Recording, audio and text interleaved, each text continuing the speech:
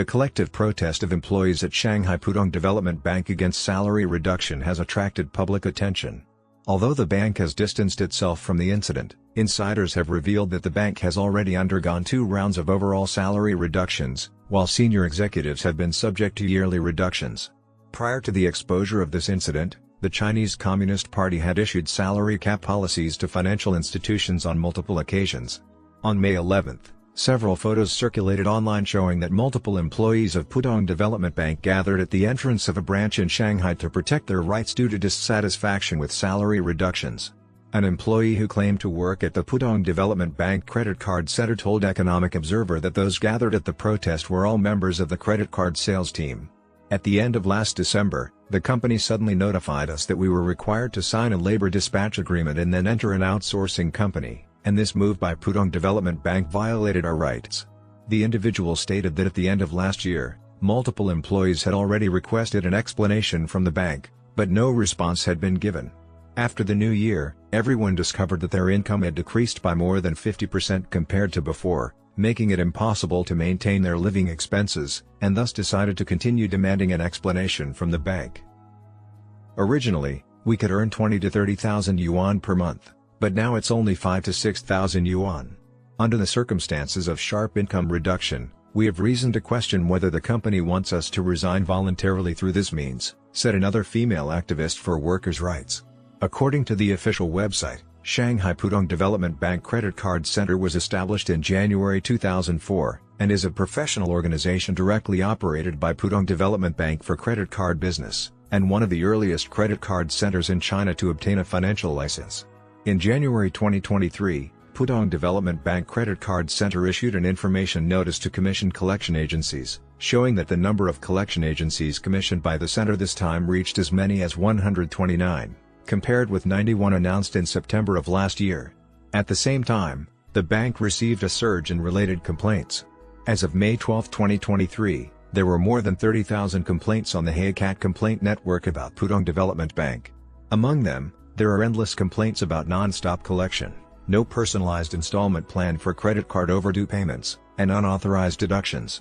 Some consumers said, Pudong Development Bank credit card maliciously collects debts, does not provide personalized installment plans, and the subsequent collection personnel make more than 10 collection calls every day, seriously affecting our normal life. The collection personnel even have a bad attitude, threatening and intimidating us. We request relevant departments to assist in handling this. According to the financial report of Shanghai Pudong Development Bank, the number of employees in its credit card center reached as many as 11,975 people. Despite issuing a statement that the aforementioned protest over salary cuts was unrelated to the bank, insiders at Pudong Development Bank told Xinhua Evening News on May 12 that there have already been 2 rounds of overall salary reductions, with executives being subject to annual cuts. Public data shows that in 2022, both the salaries of some executives and the bank's staff have decreased, with the overall decline in compensation being related to the bank's sliding profits. According to a report by Time Finance, Pudong Development Bank recently reported a double decline in revenue and net profit in 2022. The bank's net profit has declined for 3 consecutive years. In fact, Pudong Development Bank's dividend ratio has been decreasing year by year. From 2019 to 2021, the bank's dividend ratios were 30.80%, 25.50%, and 25.26%, respectively. Regarding the dividend ratio being less than 30%, some investors have commented, each year, it's like the old lady's new year, worse than the last. In addition, due to the bankruptcy of Silicon Valley Bank in the United States, Pufa Bank and Silicon Valley Bank jointly established Pufa Silicon Valley Bank. On the morning of March 11, Pufa Silicon Valley Bank issued an emergency statement. Pufa Silicon Valley Bank was established in August 2012 and is a domestically registered legal entity bank in China. Pufa Silicon Valley Bank has a regulated corporate governance structure and operates with an independent balance sheet. According to Kuai Shinbaof, Pufa Bank and Silicon Valley Bank each hold a 50% stake in Pufa Silicon Valley Bank. In recent years, executive compensation in the Chinese banking industry has received much attention from the industry. According to a report from China News Network on May 13, based on iFind data from Tonghuashun, among 42 A-share listed banks, 22 banks saw a decrease in their total management compensation in 2022 compared to 2021.